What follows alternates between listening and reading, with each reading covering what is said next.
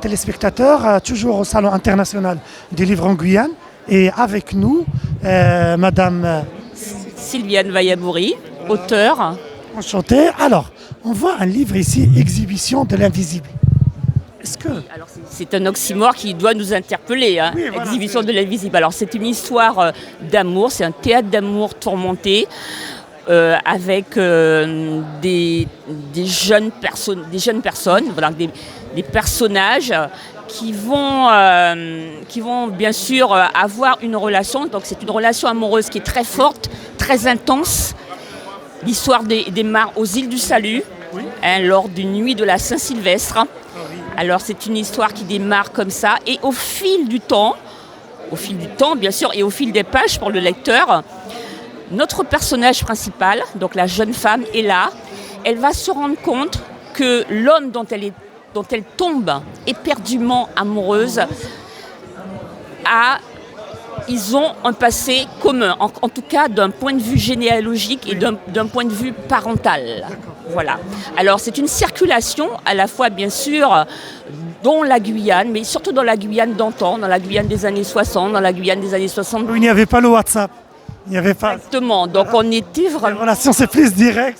Voilà, ce sont des relations spontanées. Alors il y a une dimension aussi très festive, hein, parce qu'on va traverser comme ça des lieux qu'on a autrefois connus, comme le dancing, le pénitencier, le 106 qui existe encore. Il y a aussi le jardin brésilien qui se trouvait près de la... C'était les réseaux sociaux à l'époque. C'était ça, exactement, c'était ça. Donc il y a une dimension... très festive et une certaine circulation, on va dire, sur les 30 dernières années. Et ça aboutit quoi? Cette relation va se consolider?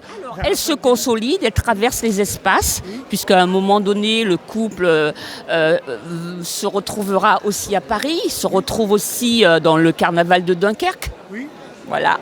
Donc bien sûr, il y a des clins d'œil aussi forcément à mon vécu, à des choses que j'ai vécu moi-même aussi, mais ce n'est pas un roman autobiographique. Mais Sylviane, on va laisser le suspense pour les lecteurs, pour qu'ils découvrent ce livre. Mais on voit ici une photo d'une dame avec un téléphone. Ça veut dire quoi? Quel est le message? Alors, l'idée du téléphone, justement, c'est l'idée du lien, c'est de la communication, vue sous un angle, on va dire, d'antan. Oui. Puisque là, on est sur un vieux téléphone. Oui, un téléphone des années 50. Même avant, voilà. Et parfois, on le bloque, c'était avec un cadenas pour ne pas le mettre. On tournait jusqu'à ce que voilà, le numéro soit fait. Voilà, donc c'est cette idée-là. C'est à la fois c'est-à-dire un outil de communication vieux, mais fiable. Vieux, fiable, et puis c'est tellement chargé d'affect. D'accord. Sylviane, où on peut trouver ce livre?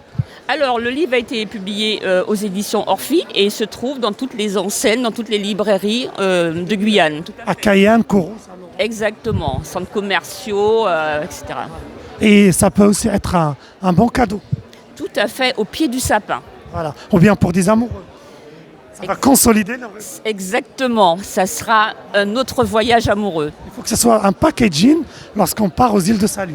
Oui, parce que vraiment, il y a vraiment des pages d'histoire aussi qui sont déployées. Le premier chapitre s'intitule Garçon de famille, et on découvre ce que c'était qu'un garçon de famille à l'époque du bagne. D'accord.